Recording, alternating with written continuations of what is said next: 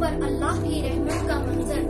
جس مہینے میں سب پر عیاں ہوتا ہے وہ ماہ رمضان ہے، جب مسلمان ہر سجدہ بخوشی ادا کرتا ہے، ویران مساجد نماز فجر کی صفوں سے بھر جاتی ہے، خوش قسمت مسلمان رحمتیں سمیٹتے ہیں، بچے بوڑھے سب میں ایک مثبت تبدیلی نظر آتی ہے، زندگی جیسے کسی نور کے دھارے میں بہنے لگتی ہے، تہجد کے نوافل سے لے کر سحری کی برکت تک اور بھوک اور پیاس ثابت قدمی اور صبر سے برداشت کرنے سے لے کر خدا کے نام پر خدا کے لیے اس روزے کو افطار کرنے تک رمضان سرتاپا رحمتوں اور برکتوں کا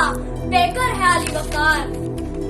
رمضان المبارک جسے ہمارے نبی صلی اللہ علیہ وآلہ وسلم نے رمضان شہر اللہ کہا، یعنی رمضان اللہ کا مہینہ ہے جس میں جنت کے دروازے کھول دیے جاتے ہیں اور جہنم کے دروازے بند کر دیے جاتے ہیں، اور اسی جنت کا ایک دروازہ رمضان کے روزے رکھنے والوں کے لیے ہے۔ ریان رمضان کا تحفہ ہے، رمضان ایمان کا تحفہ ہے، رمضان رحمت ہے، احسان ہے۔ رمضان علی وقار وہ مہینہ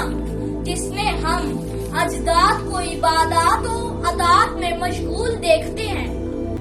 جس میں نیکی 70 گنا بڑھ جاتی ہے، جس میں رحمت و مغفرت کا ایسا ملاپ ملتا ہے کہ عقل دنگ رہ جاتی ہے۔ وہ مہینہ جو صبر اور ایثار کا مہینہ ہے، اس میں ہم نے ملاوٹ سے دریغ نہیں کیا۔ رمضان کی خصوصی نشریات، خصوصی پروگراموں کے نام پر امت مسلمہ کا ایمان جو پہلے ہی پسترین درجے پر تھا، متزلزل کر دیا۔ تراویح کے اوقات اسکرین پہ گزرتا دیکھ کر یہ دل خدا کی ناراضگی سے ڈرتا ہے۔ اس مبارک مہینے میں بھی بھوکے پیاسے مسلمانوں کو دیکھ کر جھوٹ، غیبت، چوری، ناپ تول میں کمی اور بے ایمانی کی ہر قسم اپنے اندر سموئے ہوئے خدا سے دعا کے لیے ہاتھ اٹھاتے ہیں۔ میں ڈرتا ہوں کہ عرش کانپ جائے گا، ان کے سروں پر آ گرے گا، مگر عرش نہیں گرتا علی وقار، کیونکہ امت مسلمہ کے سنبھلنے کے انتظار میں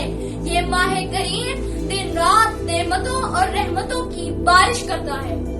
خدا آواز دیتا ہے کہ ہے کوئی مجھ سے بخشش مانگنے والا، مجھ سے مانگ، میں تجھے بخش دوں گا۔ اور میرا بھی آپ سے یہی سوال